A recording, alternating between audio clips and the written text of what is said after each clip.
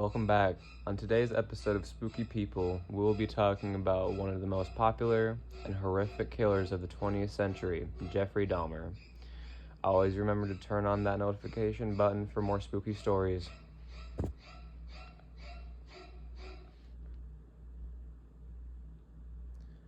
So first, we'll be talking about Jeffrey Dahmer's childhood, parents, and controversial red flags.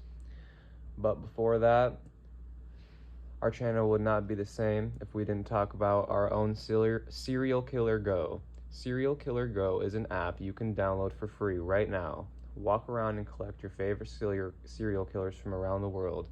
Serial Killer Go is a game where you can play at home, or if you want to get your exercise on, you can even take it outside. Walk around the world to find your favorite prolific serial killers over the centuries, like everyone's favorite, Jeffrey Dahmer, John Wayne Gacy, Ted Bundy, Charles Manson, and more. Collect bonus points by going to the app store between March 1st and May 1st to get 20 free handcuffs. You can stay home and battle your serial killers against others on an online PvP. The next update will have a brand new campaign where you can relive the lives of your collected serial killers. Make their decisions and guide them through their lives of chaos.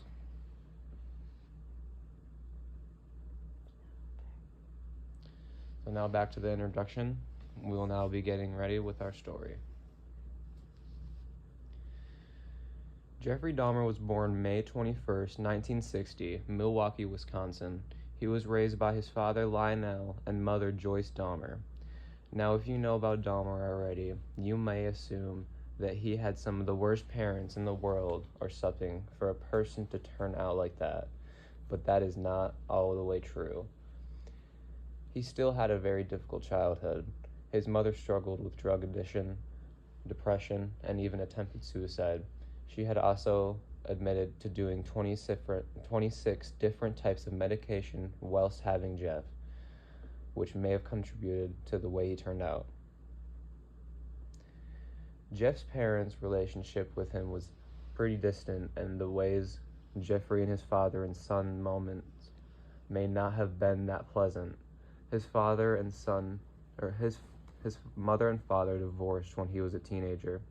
His mother spent much of her time away from Jeffrey. She said in an interview that she loved him and that he was loved generally by his family. He had a much closer relationship with his father, spending outside time with him. Still, he never had a very close father and son bond until Jeff took his first biology class. In his first biology class, they dissected fetal pigs. Jeff enjoyed the activity so much that he asked his teacher to take the pig home one day. The teacher was so surprised, he commented that he was the first student to make this request. Later that day, when Jeff's father found the pig in the backpack, they took the pig to the shed for further dissection. They made a father-son moment out of it. This became an activity Jeff and his dad continued with roadkill and other animals. This was the beginning of Jeff's obsession with gross anatomy, which spiraled out of control in the years to follow.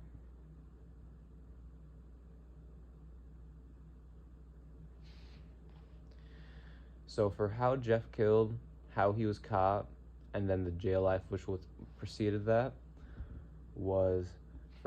there are many serial killers and mass murderers who have had many more kills than Dahmer, but are not nearly as famous or as well known.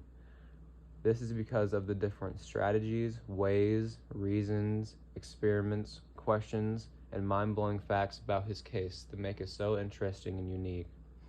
After Dahmer got kicked out of his grandma's, Dahmer lived in a low-class part of town in Milwaukee, and he mainly attempted luring African Americans. Many people wondered if this was a racism thing, but Dahmer later said that it was just who he came in contact with at clubs and bars. Living in a crappier part of town also helped disguise him and hide his activities because of less law enforcement and their less immediate take of action, And then I also feel like those cops just took their jobs less seriously and are maybe even a little scared to do their job, especially when they're in high crime rate areas. Dahmer was also a known homosexual, and this is when the AIDS pandemic was going around.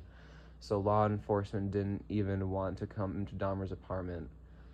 Dahmer went to bars where he would usually drink, dance, talk, and then manipulate men at the bar, and then tell them that he would pay them a hefty amount of money to take some pictures back at his apartment. Once they got there, they were greeted. So this is just a original, the average Dahmer experience. Dahmer would always respond with a similar response, like, "Oh, I had some meat that went bad. I was gonna throw it out, but never really got around to doing it." One of the excuses he made to his neighbor was that he had an aquatic fish that died, and that it got a rare disease called ick. This was, of course, talking about the foul stench of decay that came from his apartment whenever they came to his house. I also wanted to note that he had piranhas. While dealing with a horrible smell, Dahmer would get them a beer poured in a cup, usually Budweiser. He had a cabinet full of drugs and chemicals that he would use on his victims.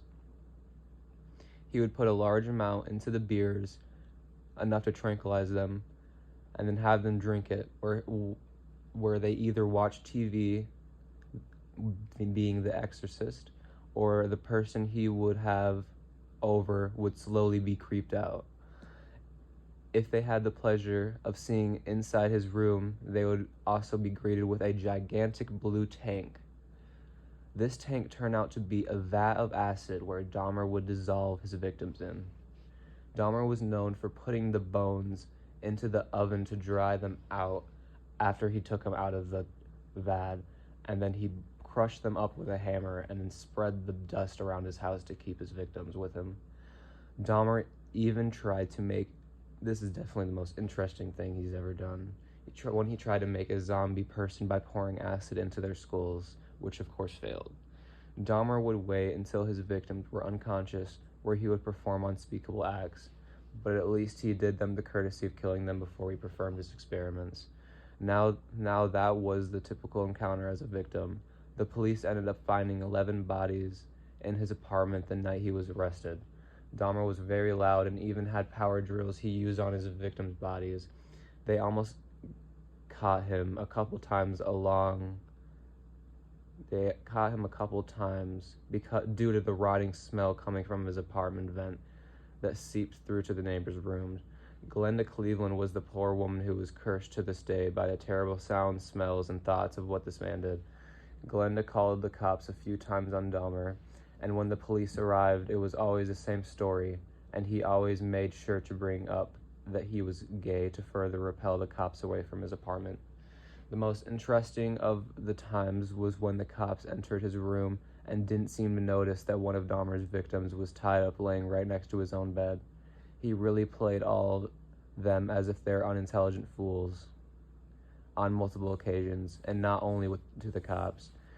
Dahmer fooled his grandma when he would bring men over and drug them right in her own living room.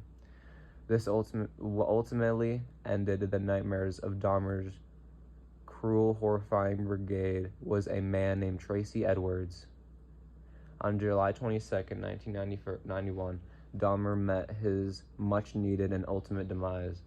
Dahmer was at the bar that he would lure many of his victims back to his apartment at.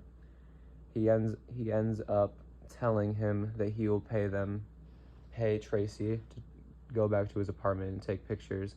They go back to his apartment, and Tracy's met with a foul stench. He hits Tracy with the "I had some meat that went bad" line. He handed him the drugged cup of Budweiser, and Tracy was smart enough to see a small white substance that seemed to be floating on the top of the foam. He asked what it was, but was told that it was nothing and proceeded to drink it. Jeff and Tracy went to his bed where he was told they were going to take photos after they watched his favorite movie, The Exorcist. As they watched the movie, Jeff laid his head on Tracy's chest and told him that he was going to consume his heart. Tracy, scared out of his mind, thought smartly and started comforting him for some time before he jammed his finger inside of Dahmer's eyes and made a swift run for the door. He fought Dahmer before hitting him in the head with an object and then running for help. Tracy ran through the street shirtless, screaming for help and that he was going to kill me.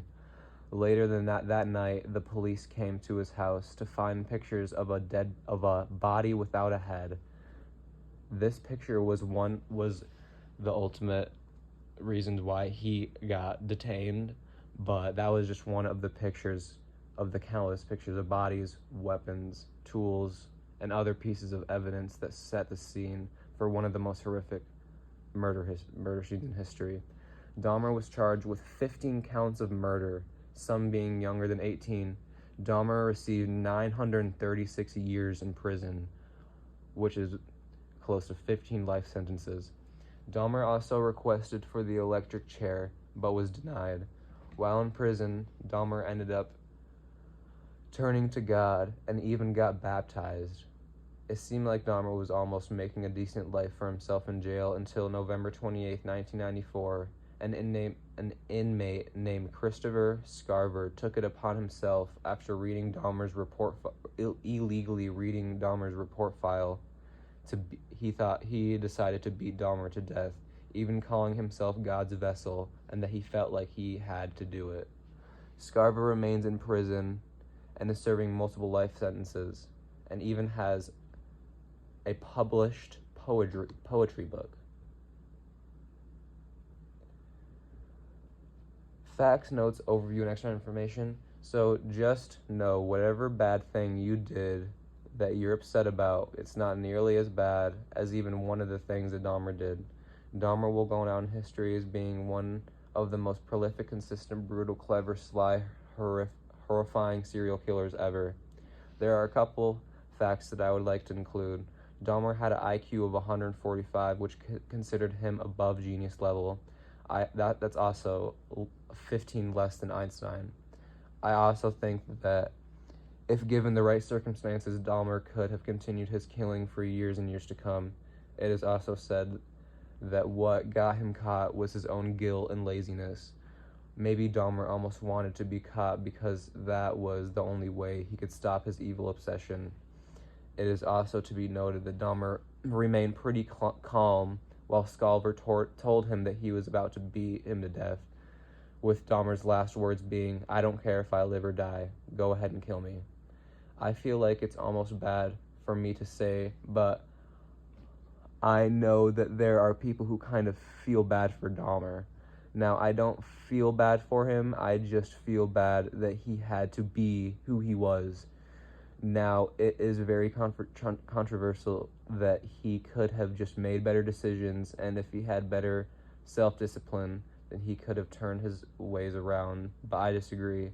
This goes all the way back to early studies of psychology with Plato and Aristotle, one believing that you are born the way you are, and nothing can change that. The other believe that everything influences you and molds you into the person you ultimately become. I believe that it's a kind of a mix of both, but mostly you are who you are based on your parents' surroundings and actions. It's as if Dahmer did not want to be who he was and even tried to stop his killings from time to time, but always came back. Dahmer knew what he did. He knew he was going to go to jail. He knew he was a horrible person, but he never tortured or took pleasure in taking the lives of his victims, or at least he said he didn't enjoy killing them. So that'll be wrapping it up. Thank you for watching very much. Don't forget to hit that notification button to stay in tune with all of our scary videos.